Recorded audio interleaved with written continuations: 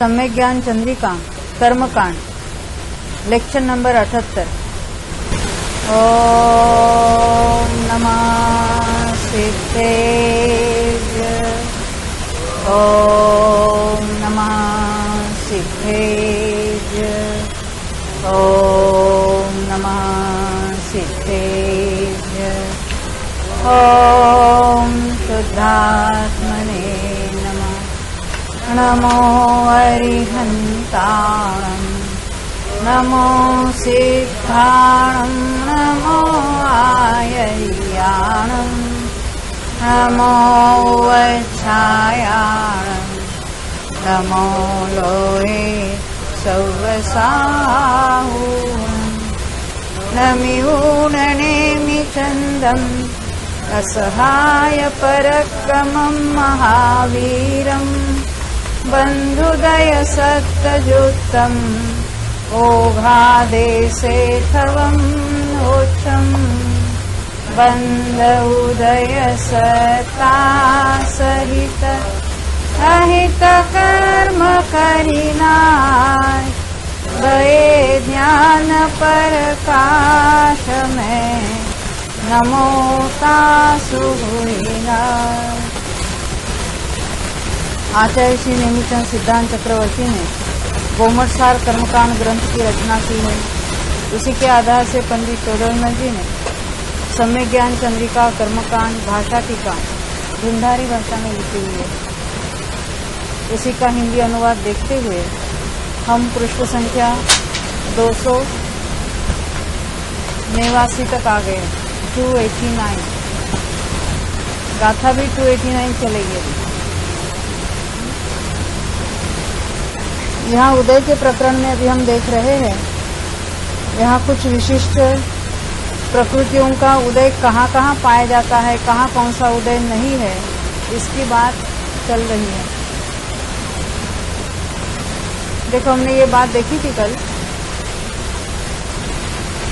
कहाँ कौन सी उदय योग्य होती उसकी बात हमने देखी थी। 287 से देखी थी। पहले तो हमने विक्षिप्ति वगैरह देख ली, उदय की विक्षिप्ति, उदयना की विक्षिप्ति विस्तार से। अब 5 गाथाओं के द्वारा जो कोई विशेष बात बताने वाले हैं, इसकी चर्चा चल रही है।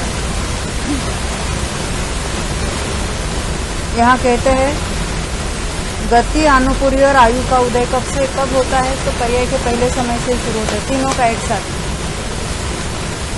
आगे कहते हैं आतप प्रकृति का उदय किसके होता है, बादल पर्याप्त पृथ्वी का ऐक्य होता।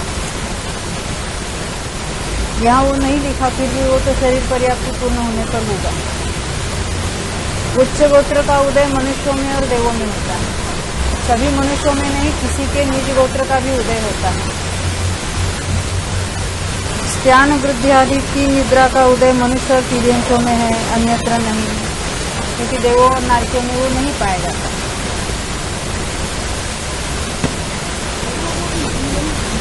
निद्रा प्रचला है, ये तीन नहीं, ऐसे नहीं। देवों में और नारियों में नहीं। उदय उनको बंध तो है, बंध है, बंध पहले दूसरे गुणस्थान वालों के तो होगा, क्योंकि बंध की विक्षिप्ति तो दूसरे में है इनके। परंतु यहाँ उदय की बात चल रही है। हेलो,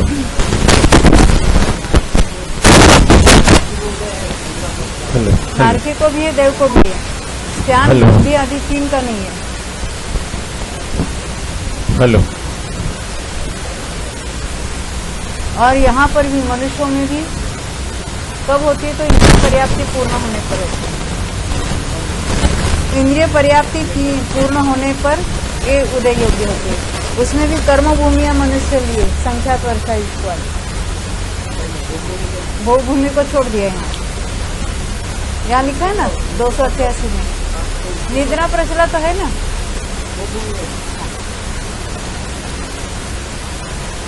और भी बताते कि आहार की रिद्धि वैक्रिक रिद्धि जिनके है उनके इनका उदय नहीं होगा।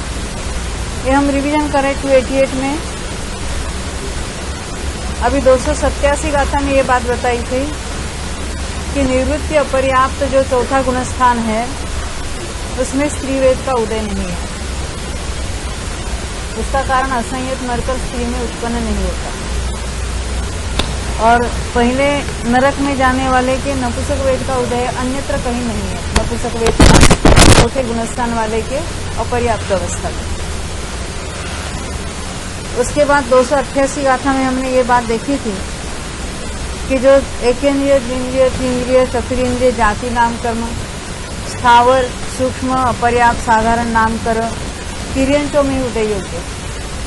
इसमें से अपर्याप्त नाम कर्म मनुष्यों के भी होगा, परंतु ना देवों में होगा और ना ही नारकियों में। मनुष्यों में भी किस मनुष्य के होंगे अपर्याप्त मनुष्य? तो लभ्य अपर्याप्त, वो भी भोग भूमि में नहीं होते हैं, कर्म भूमि में ही होंगे, और वो ही आर्यखंड में होंगे।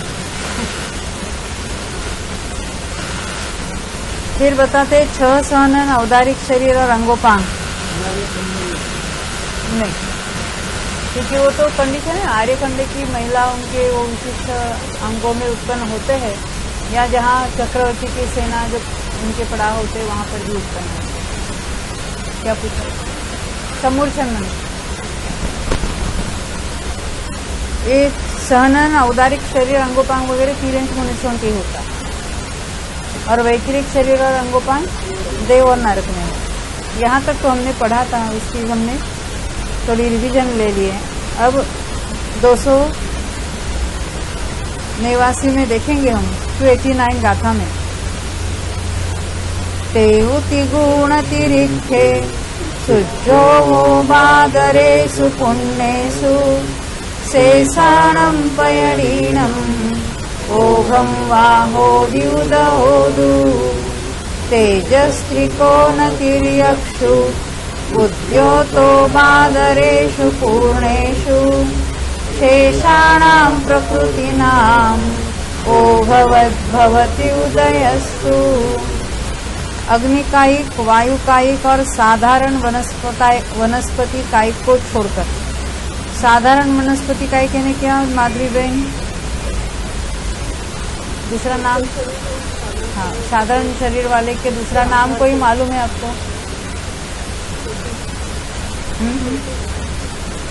प्रतिष्ठित के आधार से वो रहते हैं। वो साधारण शरीर वालों को दूसरा नाम कुछ मालूम है क्या आपको? आ जाएगा निगोड़। निगोड़ उनको कहते हैं। साधारण शरीर वाले जो प्रत्येक वनस्पति कायिक है, वनस्पति कायिक में ही 2 भेद है, प्रत्येक और साधारण। बाकी सभी जीव प्रत्येक शरीर वाले ही है। प्रत्येक शरीर वाले का अर्थ क्या? एक शरीर, उसका स्वामी एक जीव। उस शरीर के आधार से अन्य जीव रहेंगे, वो उस शरीर के स्वामी नहीं है। उन्होंने उस शरीर को अपना उत्पत्ति स्थान बनाया। जैसे हमारे पेट में कीड़े हैं, तो ये मनुष्य शरीर उनका नहीं, उनका अपना औदारिक शरीर अलग है। ये शरीर तो इस जीव का कहेंगे आप, ख्याल में है ना? वो तो प्रत्येक शरीर। तो यहाँ ये बात बता रहे हैं कि उद्योत प्रकृति का उदय इन तीनों में नहीं होगा। ना ही अग्निकायिक में होगा, ना ही वायुकायिक में है, और ना ही साधारण में सूक्ष्म जीवों में, निगोद में भी ये नहीं है।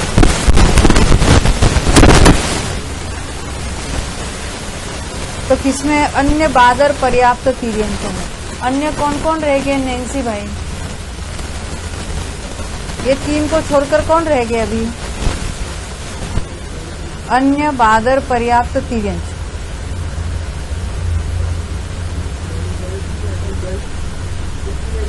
पृथ्वी कायिक रह गए। हाँ, तो पृथ्वी कायिक में होगा। और हाँ, सूक्ष्म में तो नहीं होता है ना? हाँ बोला मिली भाई। जलकायिक, प्रत्येक वनस्पति। और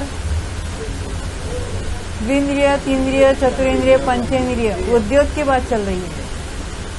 उद्योत प्रकृति का उदय संगी पंचेंद्रिय तक के होता है, सभी में होगा। एकेंद्रियों में भी द्विंद्रिय, तीन्द्रिय, चतुरेंद्रिय, पंचेंद्रिय सब में होगा, परंतु उसमें किसके होगा? तो पर्याप्तों के होगा। उद्योत यानी जिसको कहेंगे चमकदार से, जैसे जुगनू होता है। जुगनू है ना? अब क्या आगिया कहते? क्या कहते? आगिया गुजराती में आगिया बोलते हैं। आगिया कहते हैं ना गुजराती में। कौन सा?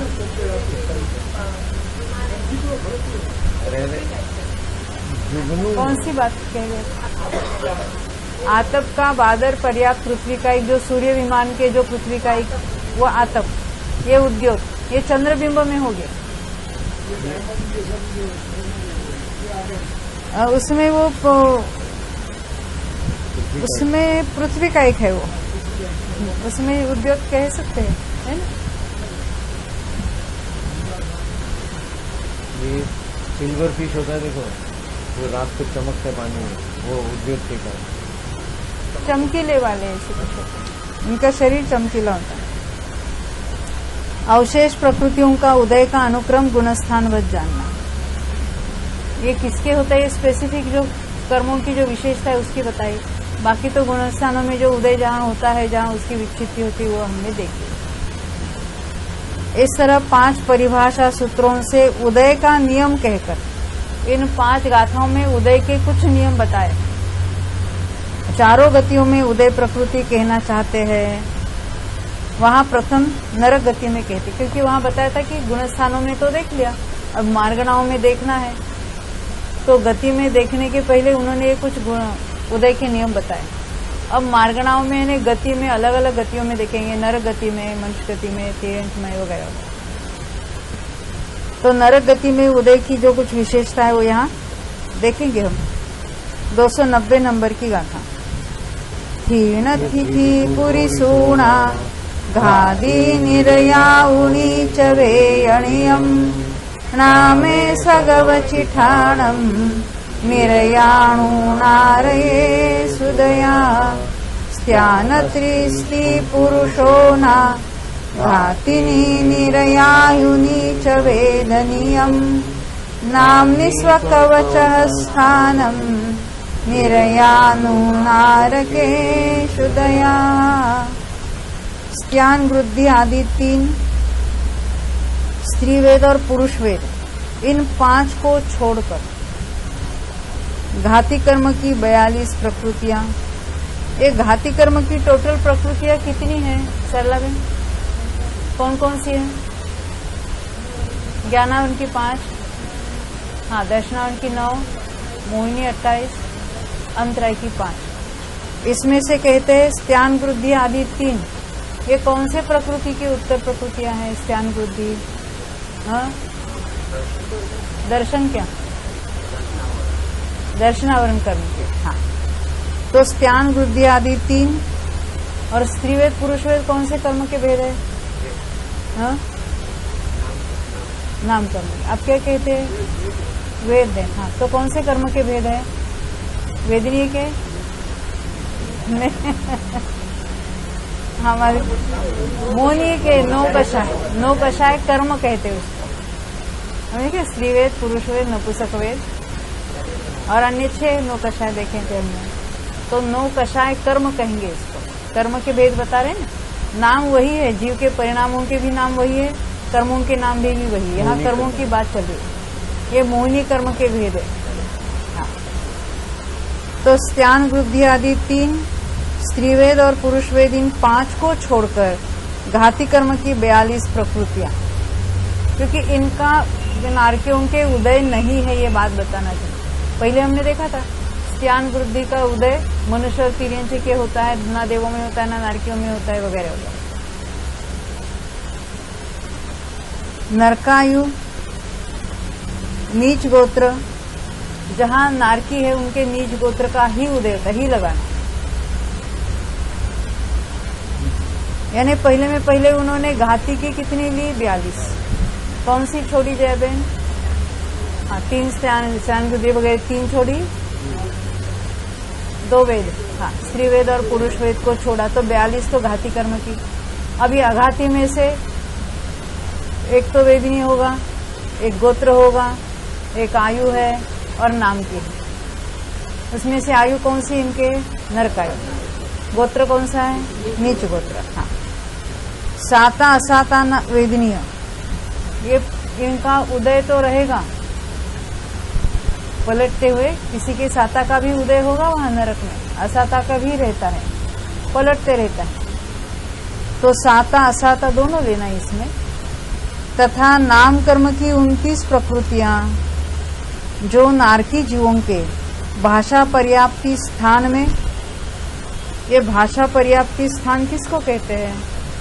तो भाषा पर्याप्ति पूर्ण होने के पश्चात मरण तक के काल को भाषा पर्याप्ति काल कहते हैं या स्थान कहते हैं। आप कहेंगे क्या मन पर्याप्ति नहीं होती उनकी? होती है ना, परंतु ये जो नाम कर्म के उदय की अपेक्षा 5 अलग अलग स्थान बताए, जिसको नाम कर्म के उदय के काल बताते हैं।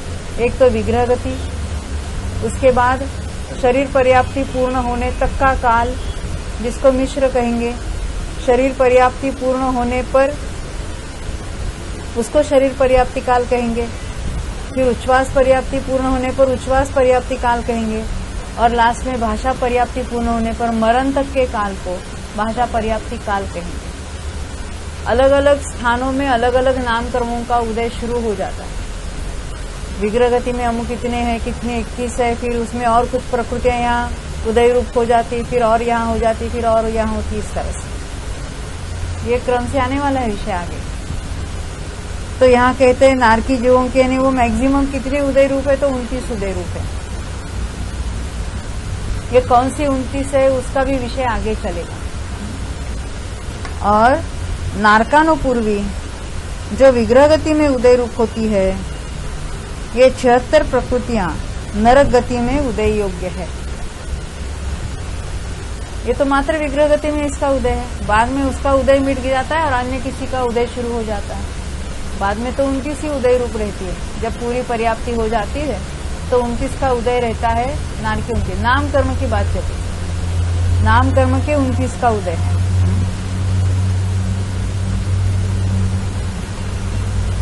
घाती की कितनी देखी हमने? 42 42। कौन सी नहीं देखी, कौन सी नहीं होती है? हाँ, श्यान बुद्धि आदि 3 और कौन सी भूल गए? 2 वेद, श्री वेद पुरुष वेद, इसका नहीं होगा। अघाती में किसका किसका होगा? आयु में नरकायु का होगा, गोत्र में नीच गोत्र का होगा, वेदनीय में दोनों का ही होगा उदय। और नाम की उसकी अलग अलग स्थानों पर उसका नंबर अलग अलग होगा। विग्रह गति में 21 है, फिर वहां पहुंचने पर इतनी है, इस तरह से। वो मैं अभी नहीं बताऊंगी क्योंकि वो कंफ्यूजन होगा, क्योंकि 21 होगी, 25 होगी, 27 होगी, इस तरह से वो 29 उसकी मैक्सिमम हो जाएगी। उन 29 प्रकृतियों का कथन करते हैं। 291 नंबर की गाथा। नहीं है, क्योंकि उसका उदय विग्रह गति में था, उसका उदय तो मिट गया। अन्य कुछ प्रकृतियों का उदय शुरू हुआ। जैसे विग्रह गति में संस्थान नाम कर्म का उदय नहीं था, जो प्रत्येक शरीर नाम कर्म का उदय नहीं था, वो वहां पर जाके शुरू हुआ। वैक्रिक शरीर नाम कर्म का उदय वहां पहुंचने पर शुरू हुआ, विग्रह गति में नहीं था। यानी टोटल नारकी की कितनी उदय योग्य है उसकी बात करें? मैक्सिमम 29, परंतु वो जो 21 में से कुछ 76 जो बताए, तो उसमें आनुपूर्वी को इंक्लूड करके 76 बताए। हाँ, यानी मैक्सिमम उदय कहाँ कौन सी होती है, कहाँ कौन सी मिट्टी, उसकी चर्चा किए बिना मैक्सिमम उदय रूप एट ए टाइम की बात नहीं है। टोटल कौन सी उदय योग्य होती है, उदय योग्य में कहाँ कितनी होती है उसकी बात बाद में करेंगे। एट ए टाइम की बात नहीं चल रही है। उदय होने योग्य प्रकृतियां कितनी है, उदय योग्य कहाँ यहाँ, तो कहते वो 76 प्रकृति, वो भी अलग अलग जीवन की अपेक्षा बताएंगे। अब ये जो नाम कर्म की 29 बताई है उसकी बात यहाँ कहेंगे। कौन सी वो 29 प्रकृतियां? उन 29 प्रकृतियों का कथन करते हैं। 291 नंबर। वेगुवते जथिरसुह दुग दुग्गदि हुंड निमिण पंचेंदी निरय गदि दुग्भगा गुरु तसवन्न चौयवचिठाणम् वैगुर्वतेजस्थिर शुभद्विकं दुर्गतिहुंड निर्माण पंचेन्द्रियम् निरय गतिर्दुर्भगा गुरु त्रसवर्ण चत्वारि च वचस्थानम्। उसका अर्थ देखेंगे हम। वैगुरु यानी वैक्रिक द्विक,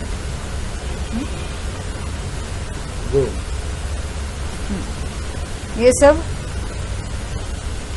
दो दो ऐसे लिखे हैं, दुग लिखे है ना। कौन कौन से दुग हैं? वेगुव दुग, तेज दुग, थिर दुग, सुह दुग। इसका अर्थ क्या है? हर एक में जोड़ी जोड़ी ले लेना। वैक्रिक दृक में वैक्रिक और वैक्रिक अंगोपांग लेना। तेजस दुग में तेजस कारमान लेना। स्थिर दुग में स्थिर अस्थिर, क्योंकि ये ध्रुवोदयी है, एट ए टाइम दोनों का ही उदय पाया जाता है। और शुभ की भी ऐसी है, वो दोनों का ही उदय एट ए टाइम होता है, पहले गुणस्थान से कहाँ तक? 13वें तक। हाँ, फिर अभी नारकी है तो अप्रशस्त विहाय गति का ही उदय होगा, इसमें ही लगाना, इसमें ऑप्शन नहीं है। संस्थान उनके हुंडक संस्थान ही होता है। निर्माण तो वो तो होगा ही, उसके तो ध्रुव उसका उदय होगा। पंचेंद्रिय जाति, क्योंकि नारकी है तो पंचेंद्रिय जाति का उदय है।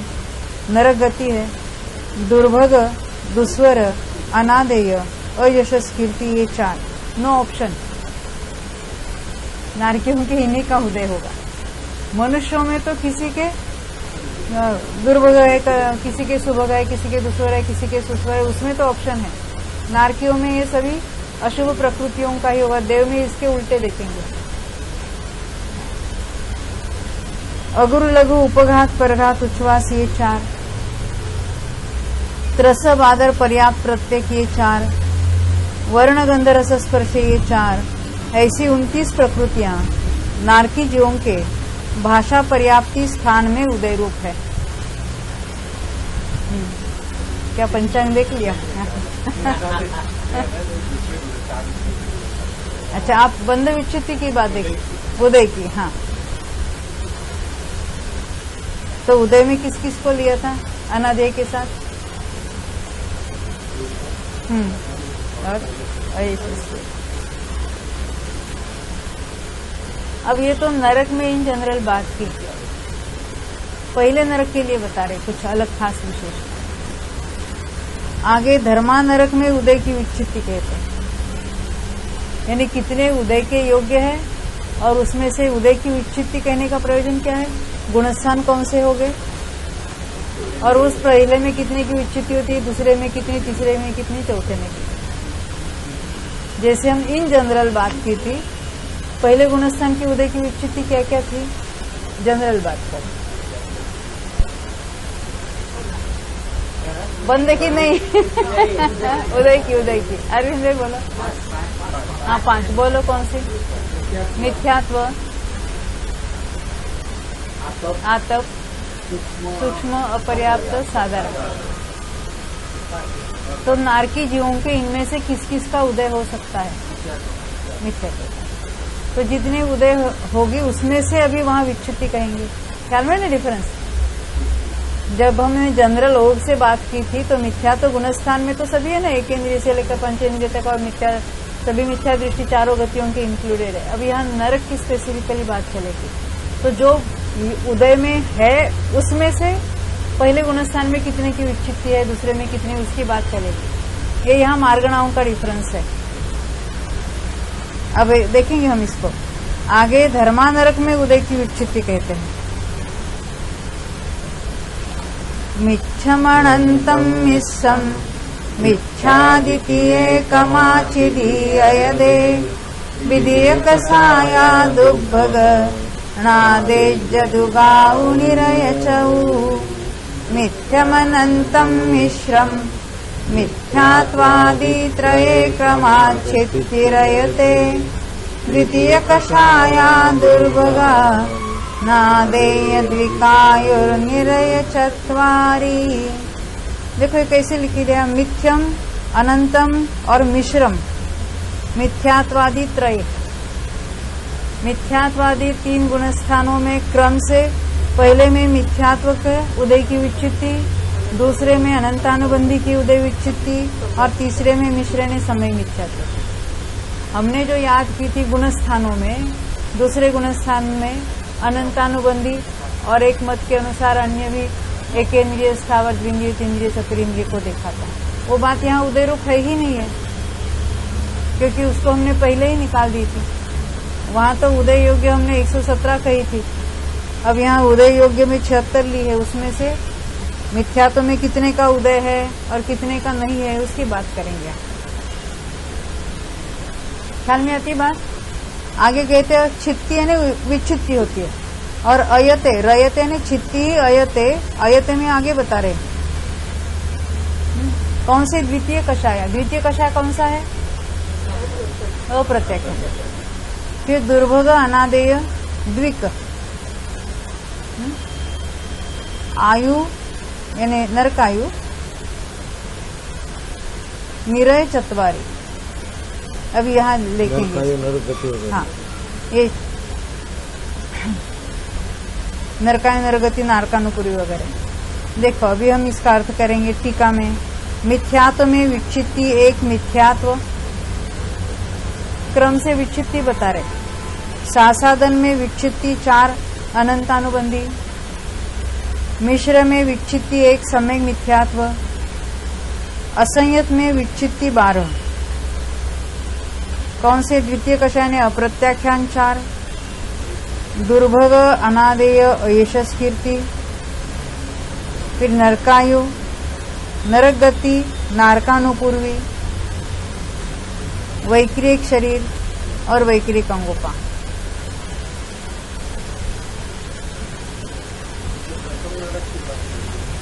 प्रथम नरक की, हाँ पहले वही नरक में जो है पर्याप्त नारकी जो है पहले नरक के, वो तीसरे गुणस्थान में आ सकते हैं कि नहीं आ सकते हैं? हाँ नरक में वो आ सकते, बिल्कुल वही आएंगे। देखो तो आपके हिसाब से हम गिनेंगे तो फिर कोई भी गति में तीसरा गुणस्थान नहीं होगा, क्योंकि तीसरे गुणस्थान में मरण नहीं होता। आप जो विचार कर रहे हैं, ये जो हिसाब है आपका तीसरे में मरण नहीं होता, वो नारकानुपूर्वी के उदय के अनुसार लगा उसको। तो इन 4 गुणस्थानों में भी मैं आपको प्रश्न पूछती हूँ। पहला, दूसरा, तीसरा, चौथा 4 गुणस्थान है पहले नरक में, वैसे सर्वत्र है। फिर भी यहाँ पहले नरक की क्या विशेषता है? इसमें नारकानुपूर्वी का उदय किस गुणस्थान में होगा इन 4 में से?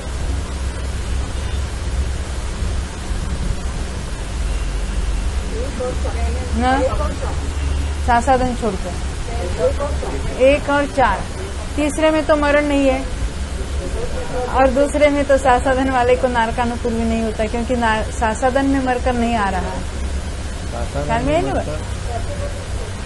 चौथे में अभी जो क्षयिक समय दृष्टि मरकर जा रहे हैं पहले नरक में, पहले नरक की बात ली है। आगे के नरकों में वो नारकानुपूर्वी का उदय नहीं कहेंगे चौथे में। पहले नरक को अलग क्यों लिया? पहले नरक में चौथे गुणस्थान के साथ जाता है विग्रह गति में, वहां नारकानुपूर्वी का उदय होगा। नीचे के नरकों में सम्यक दृष्टि तो है, परंतु यहाँ से लेकर वो सम्यक को लेकर नीचे नहीं जा सकता, इसलिए नारकानुपूर्वी का उदय नहीं कहेंगे वहां पर। जो पहले नरक के लिए चौथे गुणस्थान में नारकानुपूर्वी का उदय कहा, वो उनके नहीं होगा। तो उनके लिए कहाँ होगा नारकानुपूर्वी का उदय? मात्र पहले गुणस्थान।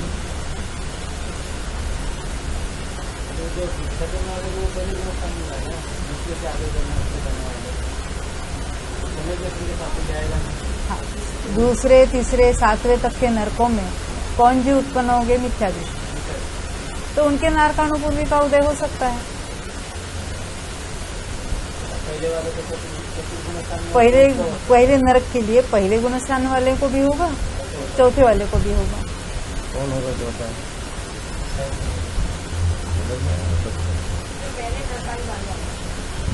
हाँ, पहले नरकायु बांधा है, फिर सम्यक दृष्टि हुआ है, फिर क्षयिक हुआ है, उसके साथ तो चला जाएगा सम्यक के साथ। बात करने अब हम आगे नहीं गए, परंतु ये डिफरेंस है, इसलिए पहले नरक वाले को अलग निकाला। जहाँ कहीं भी पहले नरक की अलग बात करते हैं या 7वें नरक की अलग बात करते हैं, तो कुछ विशेषता के साथ करते हैं।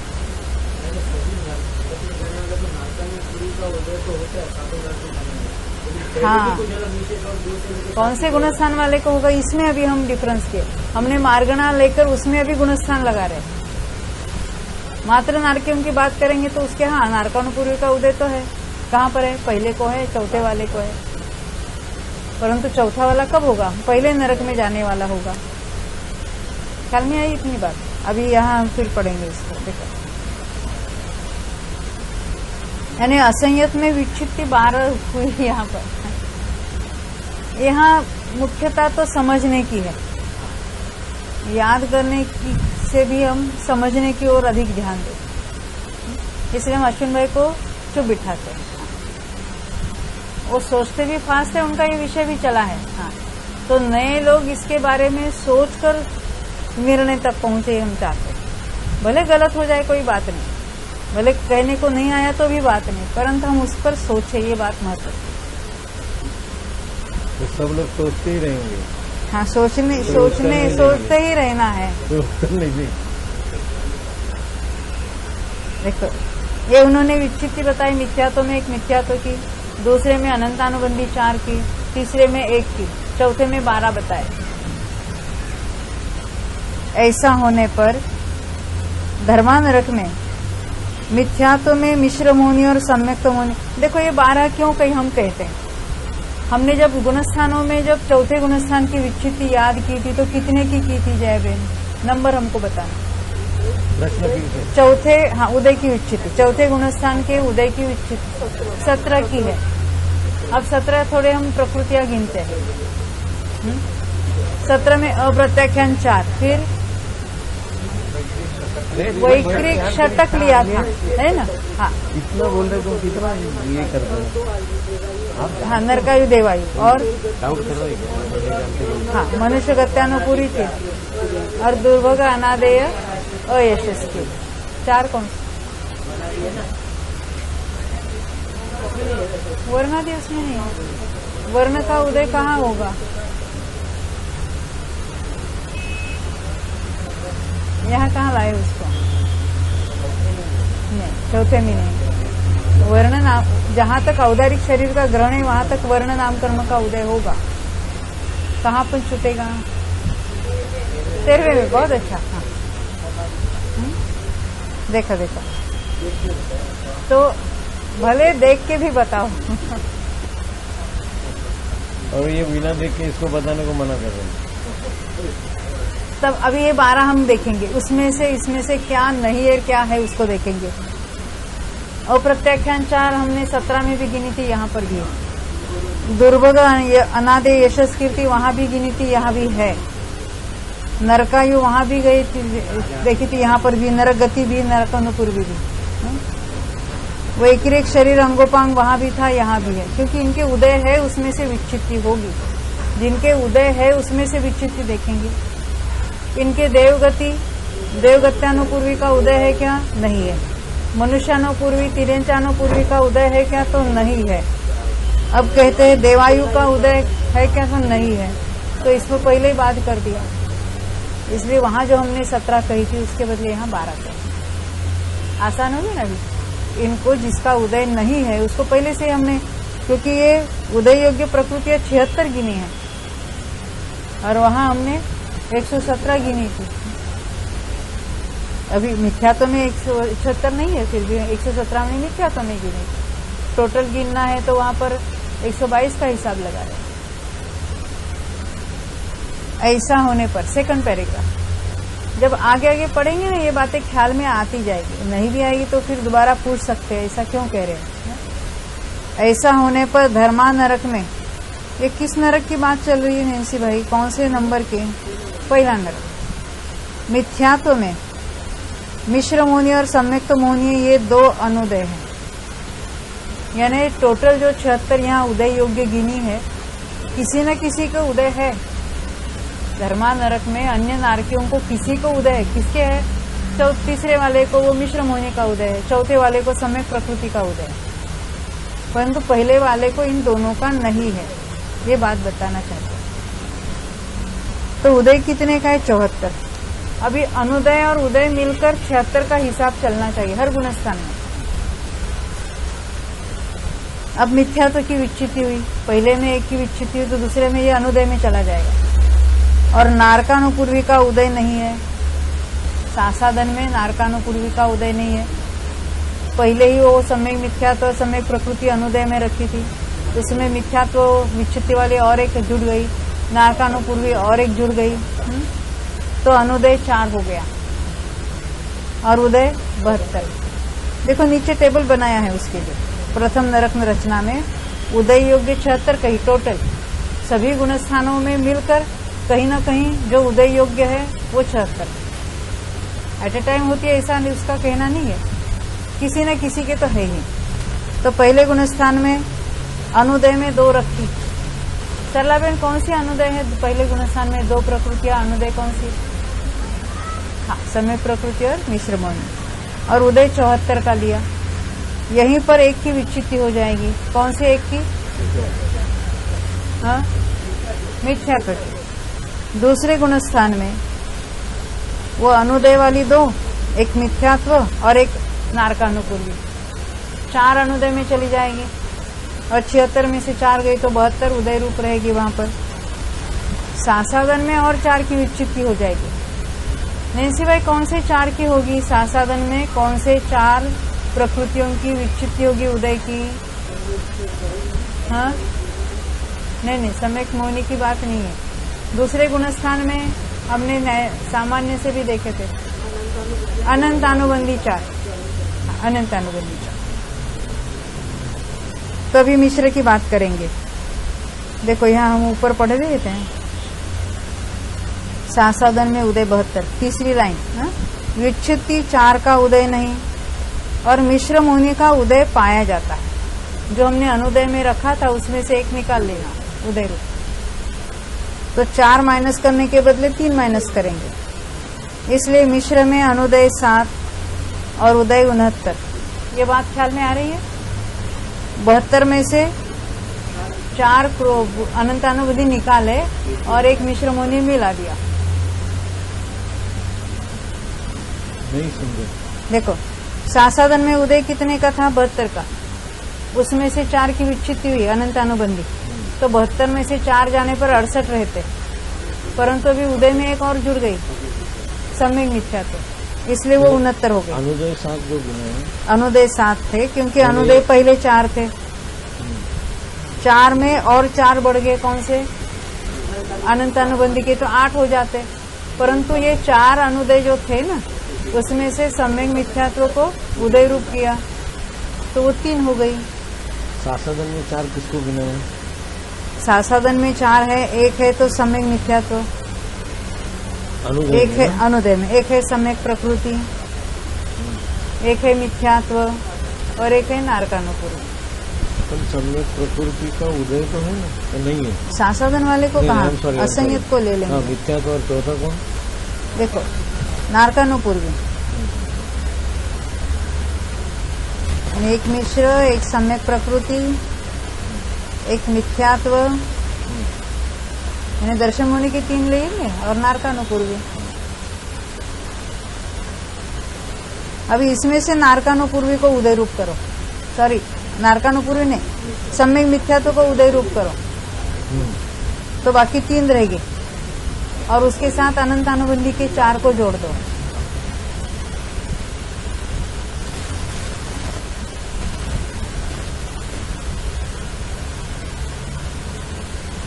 ये 7 हो गई, समझ में आई बात? हाँ। देखो अनंतानुबंधी की 4, मिश्र तो उदय रूप है, मिथ्यात्व, फिर सम्यक प्रकृति और नारकानुपूर्वी।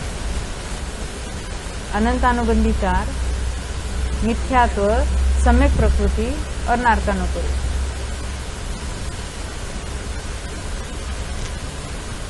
अब कहते हैं विच्छित्ति 1 का उदय नहीं, यानी ये जो मिश्र यानी सम्यक मिथ्यात्व का यहाँ उदय है उसकी यहीं पर विच्छित्ति हुई उदय की, तो वो फिर अनुदय में चली जाएगी, परंतु उसके बदले सम्यक प्रकृति उदय रूप हो जाएगी। तो विच्छित्ति 1 का उदय नहीं और सम्यक तो मौनी है और नारकानुपूर्वी का उदय पाया जाता है। अभी पहला नरक है इसलिए नारकानुपूर्वी का उदय कहा है यहाँ पर। इसलिए असंयत में अनुदय 6, उदय 70 है। अभी अनुदय 6 कौन बताना चाहते हैं? नलिन भाई बताओ। अनुदय 6 अनुदय बताना है आपको। असंयत के जो 6 अनुदय है, देखो गुणस्थान कौन सा है? चौथा है। तो दर्शन मोनि के कौन से अनुदय में है? मिथ्यात्व और मिश्र और अनंतानुबंधी 4। ख्याल में है ना? बस नारकानुपूर्वी को हमने उदय में ले लिया, सम्यक प्रकृति को उदय में ले लिया। यहाँ चलिए तो बाकी जो 70 है वो हम उदय में रखेंगे। और जहाँ यहाँ जो उदय योग्य है, हमने हमेशा गुणस्थानों में तो 17 की उदय विच्छिति देखी थी, परंतु वो जो उदय रूप ही नहीं उसमें से, उसको पहले से निकाल कर 76 का हिसाब किया था, इसलिए 12 हो गए। इसका अर्थ ऐसा नहीं कि कोई ऊपर का गुणस्थान है, इसमें है तो 4 ही गुणस्थान, फिर भी उसमें उदय कौन से थे और विच्छिति किसमें? अनुदय में रह के कि उदय में ले रहे हैं? अनुदय में अनंत अनुबंधी की 4, मिथ्यात्व और सम्यक मिथ्यात्व, मिश्र जिसको कहें। ये तो इन जनरल बात करें, ये पहले नरक में बात की। चाय वाला होगा तो किसकी बात? चाय नहीं, ये तो नाना जीवों की बात है, एक जीव की बात नहीं। टोटल उदय योग्य कितनी है अन्य अन्य जीवों की, उसकी बात है। हाँ। क्योंकि जब नारकानुपूर्वी है तो उसमें से कितने का ही उदय नहीं है, उसकी बात नहीं है। एक जीव की अपेक्षा बात नहीं है, अन्य अन्य जीवों की अन्य अन्य कालों में बात चल रही है।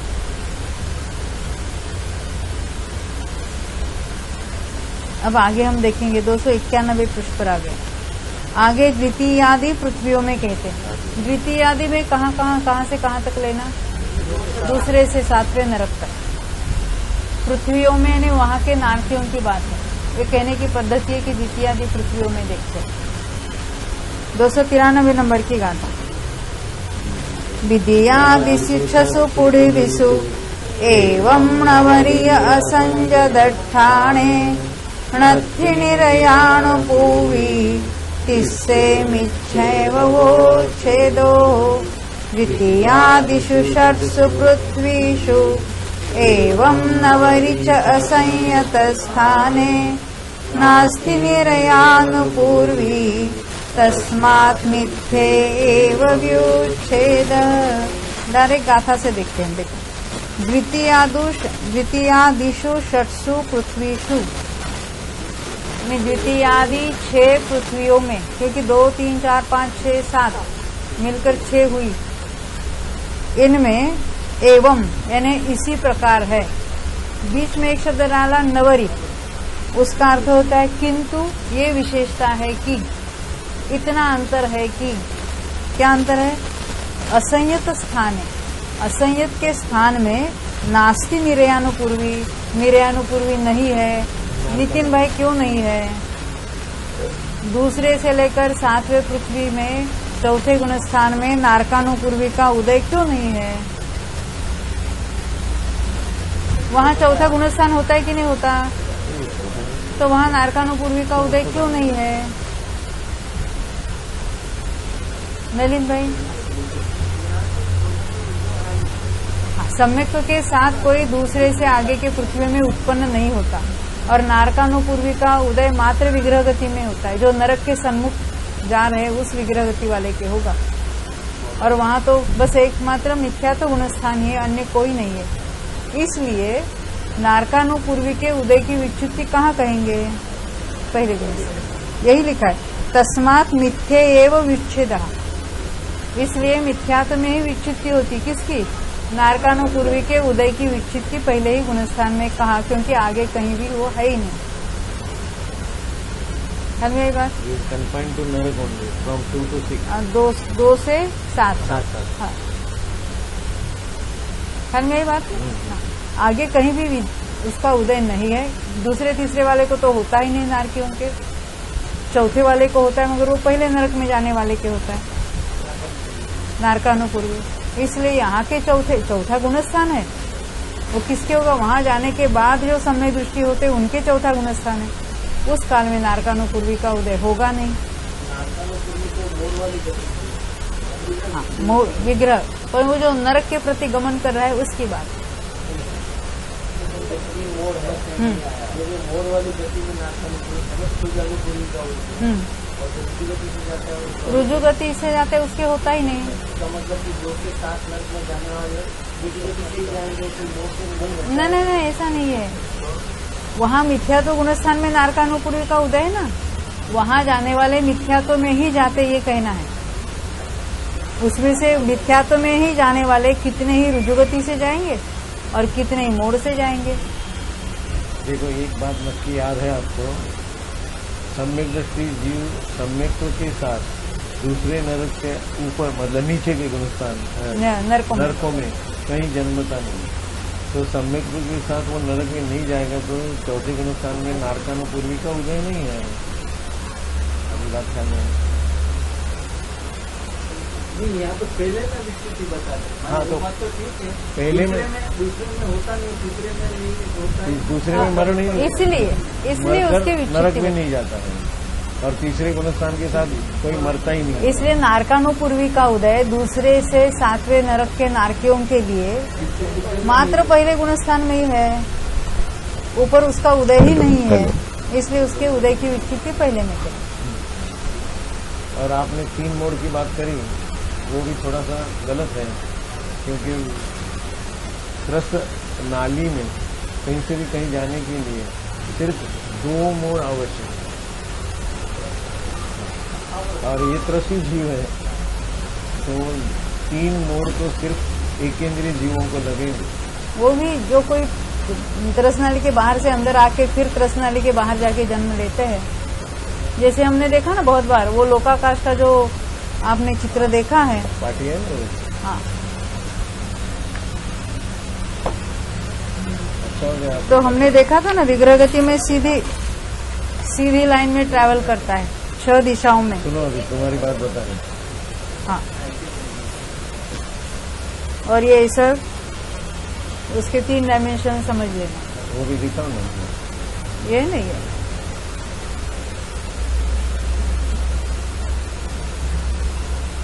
तो मरण के बाद विग्रह गति में जो गमन होता है, पूर्व पश्चिम दक्षिण उत्तर नीचे या ऊपर, ऐसा ही होता है।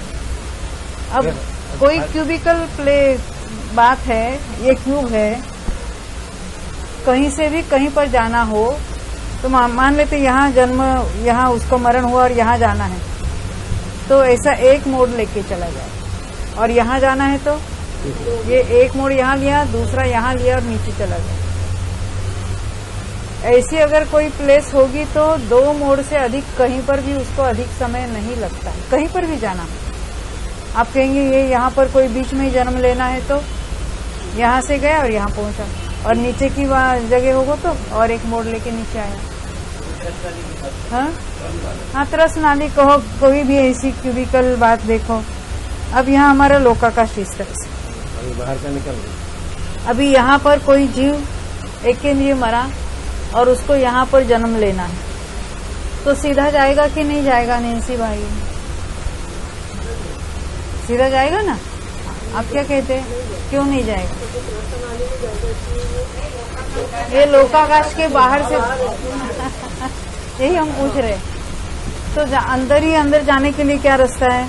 ये बीच वाले इस वन राजू के एरिया में आना पड़ेगा उसको। यहाँ आया, एक मोड़ लेके ऊपर चला गया, क्योंकि उसको यहाँ जन्म लेना है, यहाँ से लेकर यहाँ चला गया, परंतु यहाँ नहीं, उसको और अंदर जाना है, ऐसा दक्षिणोत्तर दिशा में अंदर, तो तीसरे और एक उसको मोड़ ले सकता है। ये एकेंद्रीय में पॉसिबल है। त्रस नाली ने बीच में जाना पड़ेगा। त्रस नाली का अर्थ है, ये त्रस नाली तो यहाँ एक राजू बाय एक राजू है, उसके बाजू से जा सकता है ना। मध्य लोग जो एक राजू बाय 7 राजू है, उसमें कहीं से भी ट्रैवल करेगा, जरूरी नहीं कि त्रस नाली के अंदर आना पड़ेगा, बीच के एक राजू में आना पड़ेगा, इतनी बात बताया। नहीं, मगर ये ऐसा एक राजू बाय 7 राजू, ये इतना त्रस नाली सेंटर में है और एक केंद्र बाहर से चला जाए ऊपर, क्योंकि ये इतनी जो मध्य लोक में ये जो पहली पृथ्वी है वो एक राजू बाय 7 राजू है, उसके डायमेंशन। पहली पृथ्वी उसमें से त्रस, हाँ केवल इतनी बीच में एक राजू का एक राजू के बाद 3 राजू इधर हाँ, तो उधर। इसमें से चला जाएगा ना, उसमें तो कोई बात नहीं नहीं। खाली काय को पड़ा, एक केंद्रीय जीव है ना उधर भरपूर है। उधर भी नारकी नहीं हो, एक केंद्रीय है। बीच में आना पड़ेगा, ये नहीं बीच में एक राजू में, ये दक्षिणोत्तर 7 राजू में से कहीं पर भी पसार हो सकता है, क्योंकि वो कहाँ पर स्थित है पता नहीं। रसनाली में नहीं, बीच वाले एक राजू में आना है उसको, बस इतना ही। क्योंकि ये एक राजू है ना, उसके बाहर उसका विस्तार ही नहीं है, पूर्व पश्चिम एक ही राजू है और दक्षिणोत्तर 7 राजू है। जहाँ पर नीचे स्थित है वहां से सीधे ऊपर चला जाएगा। हाँ, तिरछा नहीं जाएगा। जो तुम्हारा हाथी चलता है ना शतरंज में, हाँ शतरंज में, मगर वो ऊपर नीचे नहीं जाता है, वो हाथी ऊपर नीचे नहीं जाता है। हाँ देखो देखो, अभी हम आगे बढ़ेंगे। ये तो हमने गाथा के द्वारा इसको देखा है। अब टीका, वंशादि पृथ्वियों में, ये वंशा किसका नाम है? दूसरे में रखता। तीसरे का नाम क्या है? मेघा। चौथी का, हाँ पांचवी का अरिष्टा। छठी का मघवी और माघवी। हाँ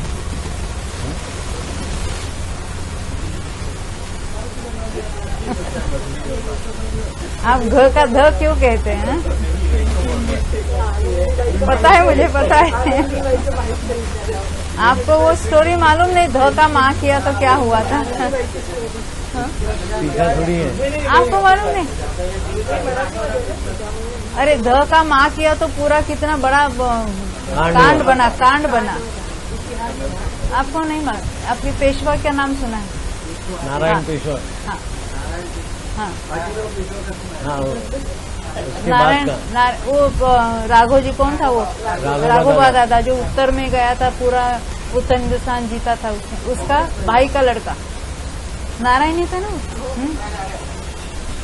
तो उसकी जो काका के उसकी जो काकी थी वो दुष्ट थी, तो उन्होंने, हाँ आनंदीबाई, तो ऐसा काका ने उसको कि इसको पकड़ावे, धरावे ने उसको कैद करके रखो, धरावे। यानी उसके पास वो उस जमाने के वो ऐसे हफ्शी थे, बहुत ऐसे घट्टे कट्टे, यानी अपनी भाषा में ब्लैक बेल्ट। हाँ, हाँ? तो उनको उन्होंने ऑर्डर लिख के दी कि इनको पकड़ना, यानी धरावे। तो वो ध का क्या करना किया उसने? माँ कर दिया, मारावे ने उसका खून कर दो। तो ध का माँ करने, ऐसा मराठी में कहावत प्रचलित है। ध का माँ करने है क्या? धरने की जगह वो धरने की मारने कर दिया, तो उसने उसको मार दिया, बहुत हत्याकांड हो गया, बहुत सारी बातें हो गई। अब उसमें से moral of the story, moral of the story है, माधवी का माधवी मत करो। वो माँ घ है, घ माधवी नहीं है। ये माधवी किसी लड़की का, स्त्री का नाम हो सकता है, और उसका अर्थ तो बहुत अच्छा है। ये नरकवासी जो उसको याद करते मेघा नाम है, वो भी अच्छा नाम है, लेकिन यहाँ नरक का नाम है। नाम में क्या है? हाँ, मेघा नहीं है, माघवी है वो। मेधा यानी बुद्धि, मेधा का अर्थ होता है बुद्धि, ये मेघा है।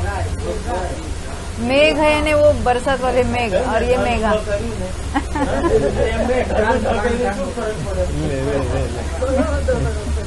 કેટલા પણ ઊંચા ના પડે તો નાક ઉપર છે। हाँ चलो, अभी उदय को गिनाएंगे। वंशादि पृथ्वियों में धर्मावत उदय योग्य प्रकृतियां 76 तो गिनाई, परंतु डिफरेंस चौथे के लिए होगा। चौथे में डिफरेंस होगा, यानी ये दूसरे से 7वें नरक तक की ये बात है। है उधर भी। हाँ, उनके भी 76 है, क्योंकि पहले वाले को नारकानुपूर्वी का उदय है, प्रकृति कोई कम नहीं हुई, पर वहाँ चौथे वाले को भी था, यहाँ वो नहीं है। वहाँ असंयत में नारकानुपूर्वी का उदय नहीं है, ये विशेषता वहाँ है।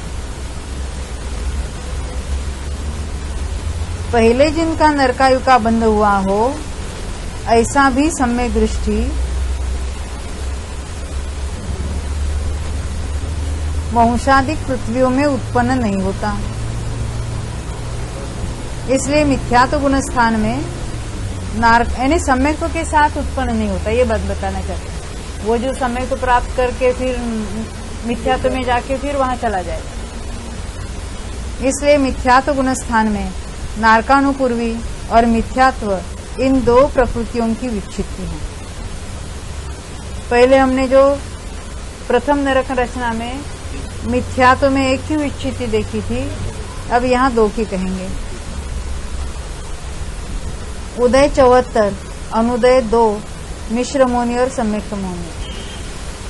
उदय अनुदय वैसे जैसा ही है, पहले नरक के समान उदय 74 का और अनुदय 2 का। डिफरेंस कहाँ है? वहां विच्छित्ति एक मिथ्यात्व की कही थी, यह मिथ्यात्व और नारकानुपूरी 2 की कही। वो अनुदय में आया ना? नहीं, वो विच्छित्ति वो दूसरे के लिए अनुदय में आएगा, पहले के लिए विच्छित्ति में। अच्छा, वहाँ की गुण। हाँ, पहले गुणस्थान में अनुदय की कौन सी 2 है नलिन भाई? पहले गुणस्थान में दूसरे से 7वें नरक में अनुदय में जो 2 रखी है वो कौन सी है? हाँ, अरे मिथ्या दृष्टि के लिए मिथ्यात्व का उदय है, उसको अनुदय मत कहो। हाँ, हाँ कौन सी? सम्यक मिथ्यात्व और सम्यक प्रकृति। हाँ, ये 2 अनुदय में रखना। दूसरे से 7वें तक विच्छित्ति 2 की बताई ना? दूसरे मिथ्यात्व में विच्छित्ति, ये दूसरे नरक से 7वें नरक की ये रचना है। वो समझ। अभी आपका प्रश्न क्या है? उसमें पहले मिथ्यात्व में 2 की विच्छित्ति बताई। हाँ, 2 की विच्छित्ति, एक है मिथ्यात्व और एक है नारकानुपूर्वी। विच्छित्ति में और अनुदय में भी वही। अनुदय में तो सम्यक प्रकृति और सम्यक मिथ्यात्व। वो तो आप पहले के नरक की बात कर रही हैं। पहले गुणस्थान में 2 की विच्छित्ति और 2 का अनुदय। पहले में मिथ्यात्व एक मिनट, मैं कंफ्यूज हूँ। हाँ, मुझे ये बताइए कि 2 से 7 नरक की बात हम देख रहे हैं, बरोबर। तो उसमें अनुदय किसका किसका होगा? पहले गुणस्थान में किसका अनुदय? हाँ, वहाँ के पहले गुणस्थान में अनुदय किसका है? तो पहले गुणस्थान वाले को ना सम्यक प्रकृति का उदय है और न मिश्र का उदय है। तो अनुदय में 2 कौन सी है? सम्यक प्रकृति और सम्यक मिथ्यात्व, ये 2 अनुदय में। और यहाँ विच्छित्ति होने वाली है, नहीं जो आगे अनुदय में चली जाएगी वो कौन सी? एक तो मिथ्यात्व और एक है नारकानुपूर्वी। अब ये 2 अनुदय वाली और 2 विच्छित्ति वाली दूसरे गुणस्थान में दोनों मिलकर अनुदय में 4 चली जाएगी। तो 76 का हिसाब करना है तो उदय में 72 लेगा। अब दूसरे गुणस्थान में 4 का विच्छित्ति 4 की, कौन से 4? अनंत अनुबंध। अब ये 4 और वो 4 8 होती, परंतु सम्यक मिथ्यात्व का उदय हो जाएगा, इसलिए 7 कही। और 7 और ऊपर 69 रहेगी उदय रूप। यहाँ पर विच्छित्ति कितने की होगी? 1 की, सम्यक मिथ्यात्व की। तो 7 और 1 8 होना चाहिए था, परंतु सम्यक प्रकृति उसके बदले में आ गई। सम्यक मिथ्यात्व अनुदय में गई और सम्यक प्रकृति उदय में आ गई, इसलिए 7 के 7 रहेगी। तो यहाँ 69 यानी जो 69 उतनी रहेगी उदय रूप। और यहाँ जो हमने पहले नरक में 12 देखी थी, उसमें से नारकानुपूरी को हमने पहले गुणस्थान में लिया, अब 11 रही। तो 11 के उदय की विच्छित्ति। ये ऊपर के पैराग्राफ फिर कल पढ़ेंगे हम। टेबल तो देख लिया। जावाणी के ज्ञान ते सूझे लोकालो, सोवाणी मस्तक नऊ सनादेत हो। अश्विन नहीं बोला।